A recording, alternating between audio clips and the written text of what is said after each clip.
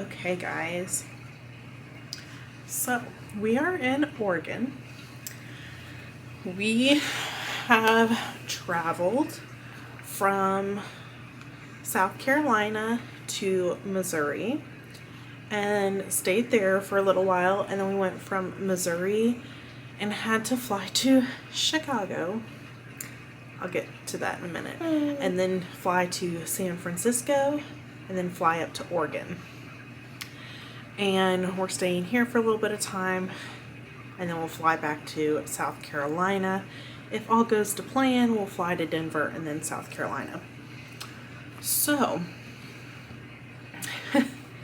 let me tell y'all a little bit about our travel experience here. So, first of all, little man did a lot better than I was expecting. The only flight that he really got restless on was the flight from Chicago to San Francisco. You found my button? And I got restless on that flight. It was like 5 hours and we had some problems, so we were actually on the plane a lot longer and then immediately jumped over to another plane.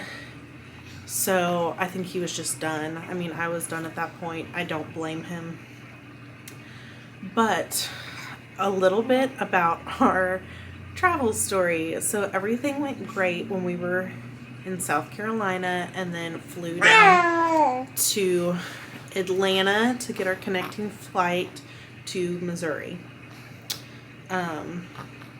He slept most of the trips. I fed him after we got on the plane, got all settled. I fed him. He looked out the window until we were up in the air. And once he did that,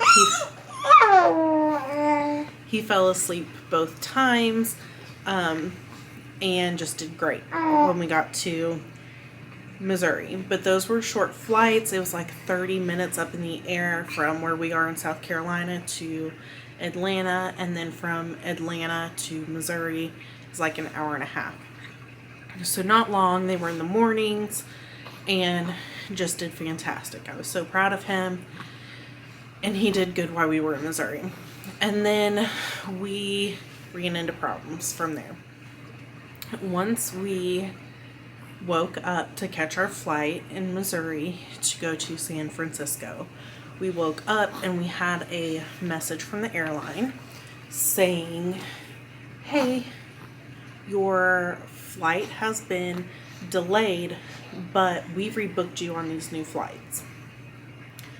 And when you look at it, they rebooked us to leave like 12 hours later. And not only that, but adding a flight to Chicago, which is backtracking. And then we had to stay in Chicago overnight and then fly to San Francisco early the next morning. So we got a little bit more time with my family, and we caught our plane to Chicago, got there, got a hotel, and tried to get some sleep that night. We woke up the next morning about 2.5 hours before our flight. That way I could feed him. We were staying right at the airport, so we just had to walk across the street to the airport. And this is really where it went downhill for us. So I got us there, got through, stop pulling on my sweater, got through the line up to the TSA agent where they check your ID and your ticket. And they told me that Casen is not on my ticket.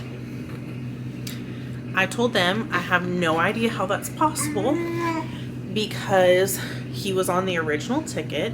The airline rebooked it, and he somehow got from Kansas City to Chicago. So if he's not on the ticket, how did he get from Kansas City to Chicago? Well, the agent wasn't having it. She told me to go figure it out, and there's nothing she'll do for me.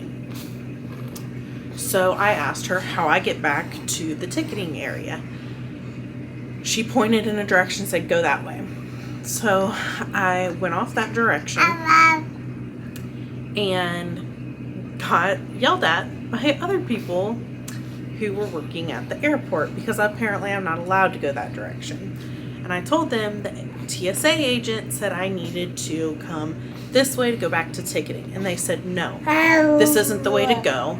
You'll have to figure out a different way. So I have a stroller. I have a crying baby.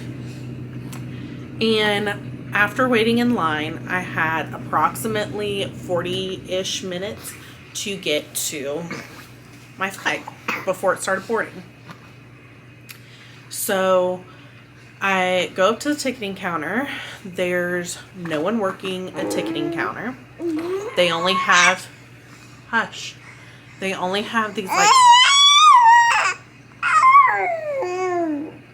these self-serve kiosks. So I go up there, try to add him as a lap child. So I try to add him as a lap child. It will not let me, or I can't figure it out, whichever one it is. And I lose it. I break down crying at this point because I don't know how I'm going to make the flight. I don't know what to do because he was on the original tickets. And then these people fudged it up when they canceled our flights and rebooked it. So then this sweet older lady came up to me and asked why I was crying. And I told her what was going on, and she said she will fix it. She ran up to a ticketing counter, got him added. Luckily, we're able to go in the family line for TSA. So I got back up there in about 10 minutes. They checked everything, we got through. And then it was the part where you wait in line to put all your things through the machines for them to check your bags. And they have to hand check the stroller. And every other airport, while I am walking through, they have the stroller that either someone else is checking or that they check immediately after having me walk through the machine with the baby. Well, that does not happen in Chicago. We get through, I go to the end, I collect all my stuff off the machine, and I'm standing there waiting, and waiting, and waiting. And one of the TSA people that was working there, got mad that I was standing there and told me I needed to move. I told them that I cannot move because I have a crying baby in my arms.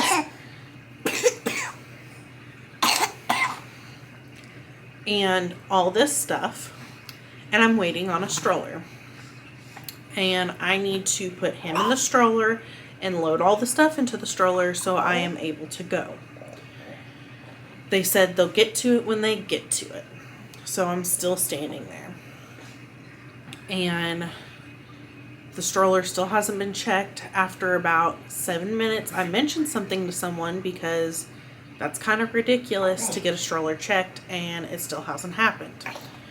So they get irritated with me and finally go get my stroller and start hand checking it. And I load everything up and move out of the way because they didn't want me standing there anymore.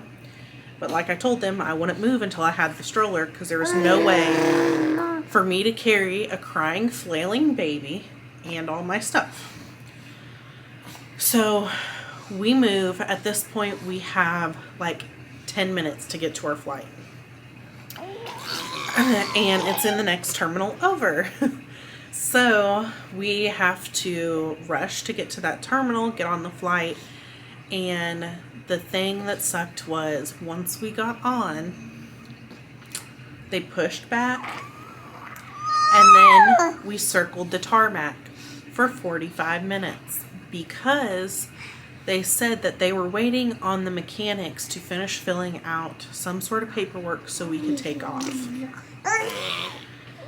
And because of that 45 minutes that we drove around, when we finally landed in San Francisco, I had 10 minutes to unboard the plane that I'm on, go to the next terminal over, check the stroller at the gate, get on the flight to get to Oregon, or I miss my flight. So I'm booking it through the airport. I'm using my stroller as the barrier to get through people, because people don't care. They walk out in front of you. And I make it there with less than 2 minutes to spare to board this flight. Luckily, we boarded it. We got to Oregon okay. And we are hoping and praying we get back to South Carolina with no problems, because this was frankly the worst flying experience. Shh. Quit yelling. The worst flying experience I have ever had. And I have been around planes and flying my entire life.